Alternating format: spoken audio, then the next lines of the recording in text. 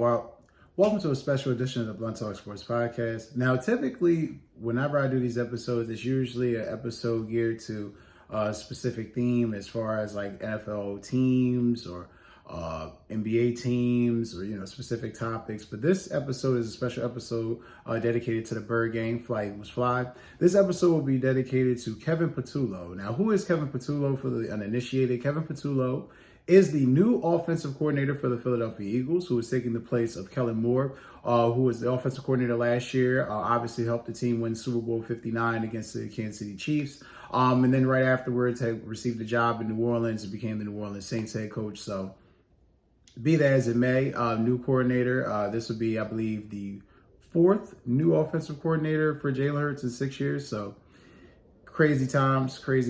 Nonetheless, excited to be here with you guys. Again, I'm your host, Anthony Wright, coming to you from the beautiful and warm and sunny confines of Atlantic City, New Jersey. Wherever you may be watching or listening, I thank you as always. Like, share, and subscribe. It helps the channel and the show. You can check the Blunt Talk Sports Podcast out for specific episodes like this, strictly on Substack and Patreon. However, if you're looking to catch further content of the show, you can check the Blunt Talk Sports Podcast out on YouTube, Apple Podcasts, Spotify, Patreon, Trovo, and as well as on Podbean.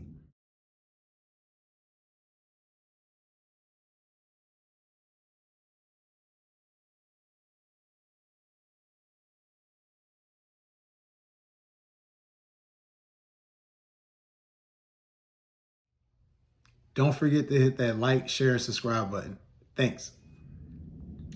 Right before we get this episode started, guys, I want to make sure we definitely give a shout out to a couple friends of the show. If you're an avid video gamer like myself, I'm a big PlayStation fan. I have great news for you. Sony PlayStation Days of Play, which is about to end in a couple days, ends June 25th. I implore you to definitely check it out. There's major packages on there right now. If you're looking for bundles, if you're looking for an extra controller, a remote, a webcam, whatever it is that you're looking for your PlayStation 5, they have it all right now with their sale for Sony's Days of Play. I implore you to definitely check it out in the description box of this video. Sony PlayStation, more than a game. Looking to get out this weekend, looking to take your spouse out, have a great time with some friends, then look no further than the #1 leading ticket seller and reseller in the world, StubHub. #1 seller in the world for live events, tickets, shows, and concerts, StubHub. All right, guys, so hopping into this episode, as I said, this episode is going to be detailing Eagles' new offensive coordinator, Kevin Patullo. What is his personality like? What is his resume? What does he bring to the table? What's the scheme going to look like for 2025 going forward? So on and so forth. So I have a lot of information for you guys. I took a little bit of time since the beginning of this month to do this episode because I want to make sure I did it right. And now that we have all the content, here we are. So hopping right into it. Who is Kevin Patullo? Now, as you can see on the screen here, Kevin Patullo has a very long history of coaching. He has been in coaching for, let's just say, the past 20 some odd years. He cut his teeth in coaching at South Florida, starting in 2003, 2004 as a graduate assistant. Then moved on to Arizona, where he became a graduate assistant there, was there for a couple years. Really got cut his teeth in the NFL, becoming the offensive assistant and offensive quality control coach for the Kansas City Chiefs. Then eventually went on to the Bills, which I will highlight. That's where the most impact on his career came in, especially in regards to this episode. Was with his tenure as the Bills offensive quality control coach. He stayed there with the Bills for 2 years. He was there. The last job there with the Bills was offensive assistant or assistant wide receivers coach. And then, as you can see here on the list, guys, on the screen, that he worked for the Titans as a wide receivers coach, quarterback coach of the Jets. Senior offensive analyst at Texas A&M in 2017, which wasn't that long ago. And then he got back into the NFL, working with the Colts as wide receivers coach there during the Sirianni time. And then eventually came to the Eagles after the 2020 season. So he's pretty much been in the Eagles program, the Nick Sirianni program, since its inception.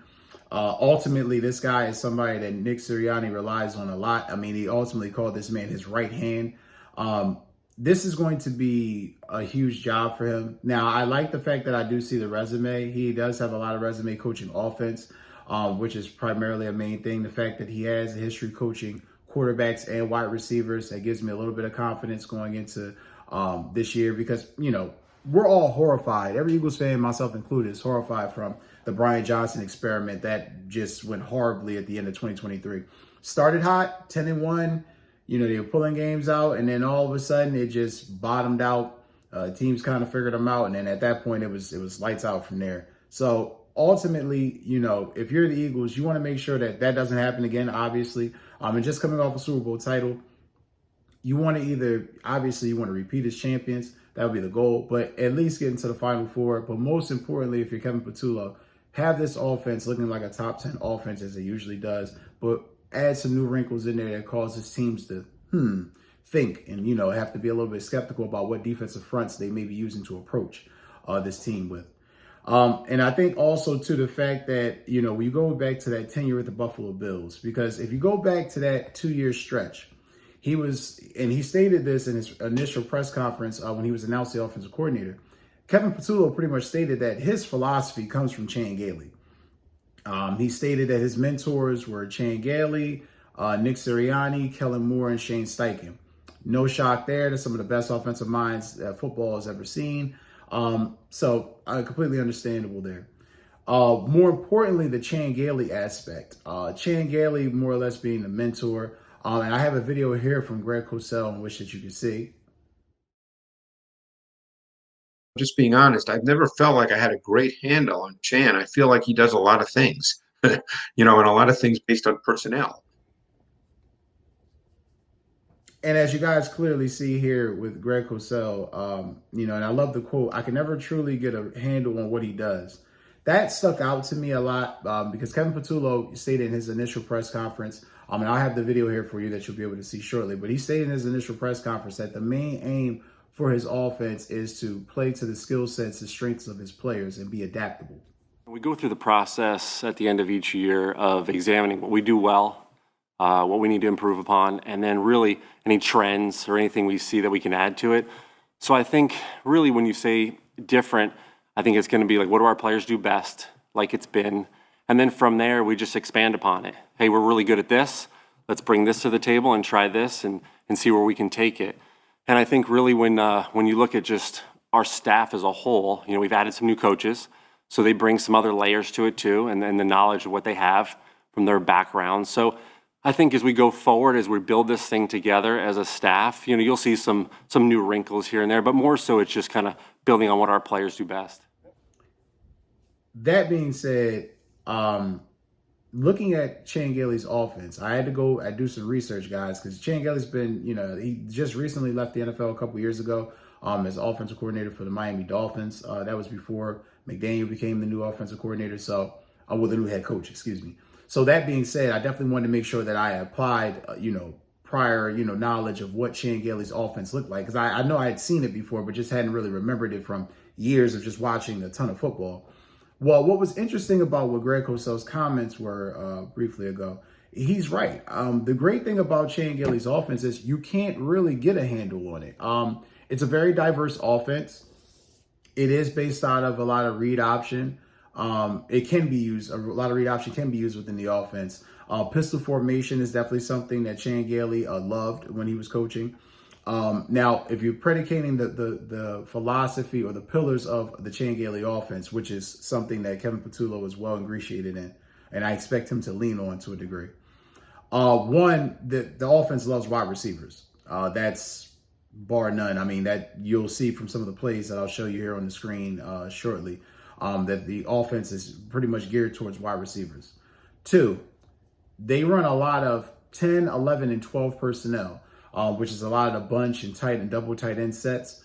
Now, if you're talking about 10, you're talking about no running back, no tight end. So that's that. If you're talking about 11 personnel, you're talking about a running back, tight end. And if you're talking 12 personnel, there's no tight end, no running back. So he very much uses a lot of these fronts within his offense.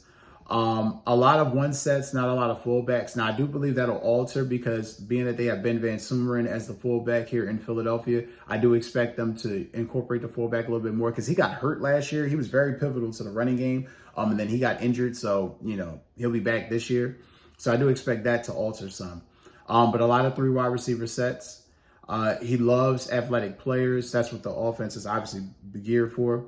The running game this is where I think is very interesting with the Chan Gailey philosophy with offense. The running game is set up in quotes, pass to score, run to win. So he's throwing the ball to get points, but running the ball to seal the game. I think that could definitely play. That's something that I've kind of put as an asterisk by. I think that's something that could definitely play into Philadelphia's hands this year. They ran the ball a lot. I mean, if you're including the playoffs, I mean, Saquon had well over 450 or 460 touches, excuse me. So definitely not having that much of a load on him would be great. I mean, he's still going to carry the ball a lot because he's one of the main focal points of the offense. However, him carrying it that much, I don't think is conducive to his health or conducive to this offense. Also, talked about the tight ends. A lot of 2 tight end sets. Now, I think that's conducive in Philadelphia, too. That's something I think that'll also stick. If you notice, last year, they used a lot of what they would call 11 personnel, and where they had the double tight ends, the 2 tight end sets, or they had a running back and tight end. Always in those sets a lot. So I definitely expect that to happen a lot going forward. It's a pass-heavy offense. The key of the offense is putting the ball in spots. The offense heavily relies on timing and receivers beating their guy and their defender. Now, what do I mean specifically by that? Well, guys, as I said, I did some research, so I have some plays here that I'm going to show you that you'll see on the screen. One of the first plays I'm going to show here is what you would call 11 personnel, because it's 1 running back, 1 tight end. In the formation, you see the route how it's supposed to go. You got the Z receiver going on a 9 route, slight fade, but a 9 route. You have the slot receiver coming in on like a inside crosser. You have the tight end going out to the flat, and you have the X receiver going on a slant. Running back is running out to the flats on a quick dump off. If you really pay attention to that and really key in on that, what you're seeing here though, and in the next play, in the next example, you'll see the play as it breaks down. The black circles are where exactly the ball is supposed to be, the spots and the points of attack for this offense. So essentially, the X receiver running the slot, that ball is supposed to be somewhere in between the corner and over the linebacker's head. The running back running out to the flat, the linebacker's on him. It's Saquon on a linebacker. Let's be honest, most situations than not, Saquon's going to win that matchup. Then you have the slot receiver essentially running in to the middle, more or less like a quick slant. Not more of an arcing slant, but more of a dash across the middle, the hot route, essentially, that and the running back. He's then going to cut across the middle past the 2 linebackers, because the 2 linebackers are going to be more or less worried about the tight end and anything going towards the right of the field. So if you really pay attention, that corner that's right hovering over the slot wide receiver, he's the guy that's going to have to key in and get to that spot. But where the bridge and the opening comes up is somewhere in between the middle and somewhere in between the flats towards the boundaries. And then obviously, if you have to go on the go ball, the Z receiver on the go route, that would be A.J. Brown in this situation. You got him going out, going deep. In those situations, obviously, that's a money ball for Jalen Hurts and A.J. Brown. So you're getting some semblance of what the offense will look like. I have more diagrams here that you'll see. Like I said, same formation. Now, the differences on this play, you got the Z and the slot receiver both doing 9 routes. You have the tight end still doing out towards the boundaries, and you have the X receiver doing a flat or a slant, excuse me. With that being said, as you look at the play, the key points of attack in this formation are going to be attacking that space in between the corner and the safety, attacking the space between the free safety and the strong safety, and attacking the space right behind the corner and somewhere in between the Z formation and the Y corner. So it's basically telling you that this offense is predicated on accuracy and getting the ball out and putting the ball in spots. Being that the Eagles have the wide receivers that they have, I don't foresee that being too much of an issue. Jahan Dotson is definitely going to have to develop this year. That's what that tells me even more, because that slot receiver, the third guy essentially in the offense, he is going to be a key, because if he can get open, there's going to be a lot of touches and a lot of big plays there for him potentially in this offense. Going towards the run game, I'll give you some more examples of the run game here. The run game is very, very simplistic, but a little complicated. Gailey's run game has 2 major standard run types. That's why I say simplistic. He has the dive and the zone read. something that the Eagles are very good at. The Eagles run a dive occasionally, and I know for a fact they do the zone read. So be that as it may, that's something that the Eagles definitely can use as a strong suit. As you can see here on the screen, what you have here is a running back dive play. If you played Madden, or if you've played any type of football like I have, or seen a playbook, you've seen this play millions of times before. Running back running up the A gap in between the guard and the center. And obviously man on a man, your offensive linemen are essentially taking up their blockers, moving these guys in space to allow space for the running back to get up the A gap. Now, that being Saquon Barkley in those situations, I can see that situation being ran in short yardage plays. Because the Eagles do, because of the tush push, because of certain plays that they run, they get a lot of short yardage formations based on their offense. So that is something I think will be a key in the offense. Also, as well, the zone read, and also the cutback plays. I think that is also going to be a very prevalent thing in this offense. On this play here that you see on the screen, where you would have in the diagram, Jalen Hurts would be handing the ball off to Saquon. Instead of running up the A gap on this zone read, you're running more or less up the B gap. Or in this case, it would be the C gap, B gap, because it's in between the guard and the tackle. So you'd be running through the B gap. Man on a man, you got everybody picking their man up. Now the tackle, ironically, the tackle in this situation would not go after the linebacker. First inclination, I used to play lineman, believe it or not, chubby kid growing up, I used to play lineman. First inclination would actually be to go after the linebacker, but in this formation, the way it's drawn up as you see here on the screen, the actual emphasis is to go after the strong safety, because you're going to have a fast running back, Saquon Barkley, utilizing this space and being able to eat up this space quickly, something we know he is very capable of. So again, give me a brief diagram of something like that. Also, what is another prevalent thing in Chan Gailey's his philosophy, or the pillar of his offense, that I strongly believe Kevin Patullo will be instilling going into this year: traps and misdirections. Misdirection runs such as draws or traps is another prevalent part of the running game as well. As you can see here on the screen, let's use, for example, in this play, you have Landon Dickerson, who's a left guard, pulling a trap play. You have Jalen handing the ball off to Saquon. Now, look at how this formation is drawn up. Now, obviously, you got the defenses, these guys are professionals. They're going to try to fuck this play up. But if this play is ran successfully, this just really caters to the strength of this offensive line and the skill set of this running back. You would have Landon Dickerson pulling to the right, taking off any initial blocker, whether it be a linebacker or an edge rusher, which would create a lane between the B gap, between the guard and tackle, to where Saquon would then have a lane, an alley, to run easy 5 to 7 yard gain, possibly more. This is, again, I like the pillars of this offense. This is something that I think didn't get incorporated a ton last year. The Eagles did run traps and misdirections. However, I think early in the year, because they were trying to formulate their offense, they didn't really run it a lot. They did run it a little bit later towards the year. I think it's highly effective with the offense they have, especially with the linemen that they have. You could destroy teams with this. So that's definitely something I like to see. And also, too, to go further into detail on how this trap play works. When you have Landon Dickerson coming off sealing the edge, you would then essentially, Saquon has two options. He could take the B gap between the guard and tackle, or he could take the C gap between the tackle and the tight end, or essentially the flank receiver, or, tight end essentially in this offense. He would have either the pick between there or there. So you're giving him two lanes of access to run through with that offensive line, with that blocking. Hopefully Cal Katera's blocking is way better this year, because he definitely lacked in that department last year. But if their blocking, especially, is as good as it usually is, Saquon's going to eat in this running game in the way that this offense is set up. Now, also, you see here with the misdirections, again, you got the wide receiver, who is essentially probably be your Devontae Smith, or maybe in this situation, it'd probably be an AJ Brown, bigger receiver. You have him coming off. He runs in the motion as a slot. As he runs, he comes off and seals up the gap in between, which essentially is a C gap between the guard and the tackle. Now, when he comes to seal off that gap, he's essentially the free blocker running up the lane.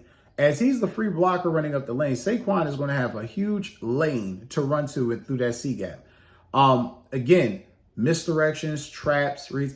I think that's something that could really benefit this offense. Teams are going to be very anxious to stop the Eagles running game this year. And I really feel like if they can utilize this a lot, this is going to be a tremendous weapon they can use in the running game this year. Because make no mistake, teams are going to try to key in to stop Saquon Barkley. Can they stop him? Will be ultimately the question. But plays like this, formations like this, go a long way to Kevin Patullo adding in those wrinkles that he stated he wanted to add into the offense. And then you'll see further clips here of other formations that they have. But essentially, that essentially is the pillars of the Chan Gailey offense, which is something I strongly believe Kevin Patullo will be running this year. Patullo also stated the offense will be a blend of what previous OCs did as well. So he's going to adopt what Shane Steichen did and what Kellen Moore did to implement into his offense, which I only think will help. I mean, essentially, this is Jalen Hurts' offense. You got to figure out what Jalen likes to run, figure out what the offense does good, figure out some new things you could possibly add in there, and think plays like that, as I previously just showed, is things I definitely could think add wrinkles to this offense. And obviously, he worked extensively with Shane Gailey for the first 4 to 5 years of his career, so that's one of the main reasons why I feel like this is going to be a huge asset or huge thing to lean on, looking at what the offense could possibly look like going into 2025. Like I said, so to answer questions, what do I think the offense will look like? A lot of 3 wide receiver sets, a lot of 11 and 12 personnel, in most of those occasions. I think that there's endless possibilities of how good the running game could be going into next year. My interest is the passing game.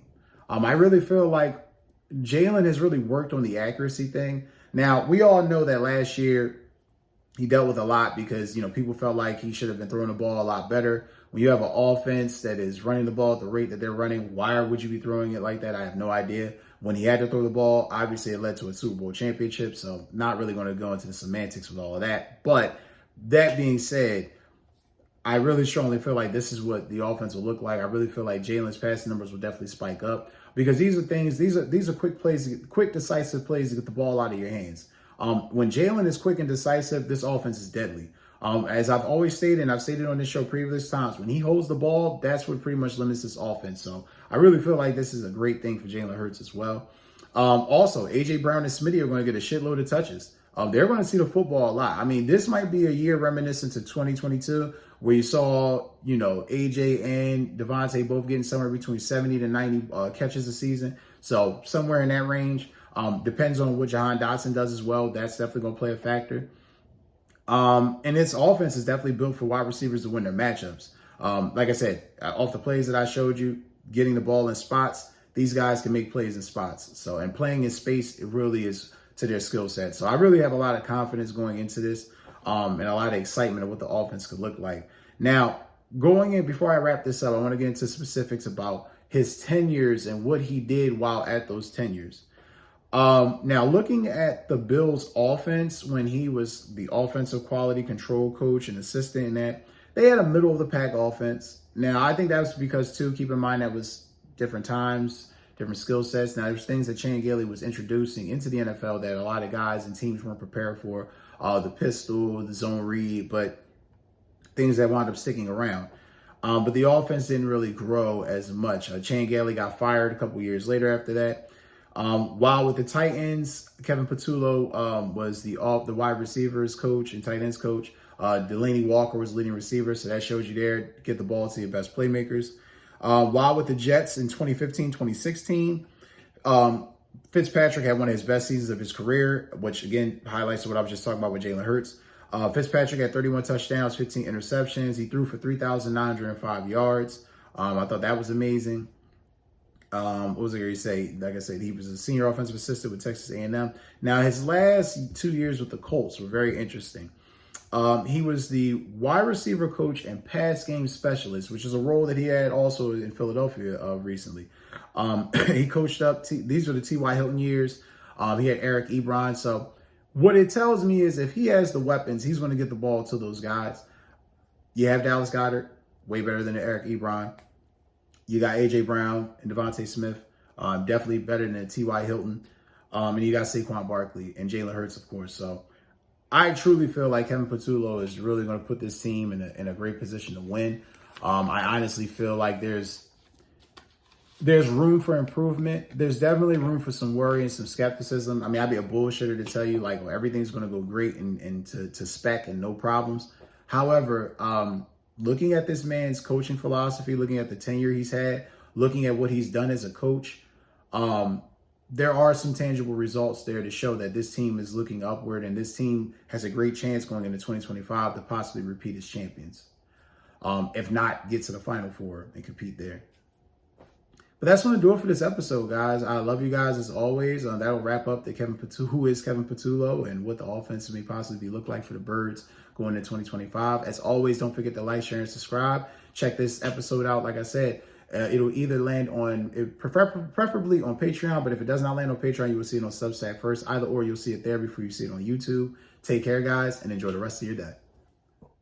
Hey to all my fans and subscribers out in the UK. Looking to get out this weekend, looking to make something of your week, then look no further than the Viagogo, the #2 leading ticket seller in the world for live events, shows, and concerts. Definitely check it out. If you're looking for exclusive tickets, look in the description of my videos on the Blunt Talk Sports Podcast. Take care and enjoy your day.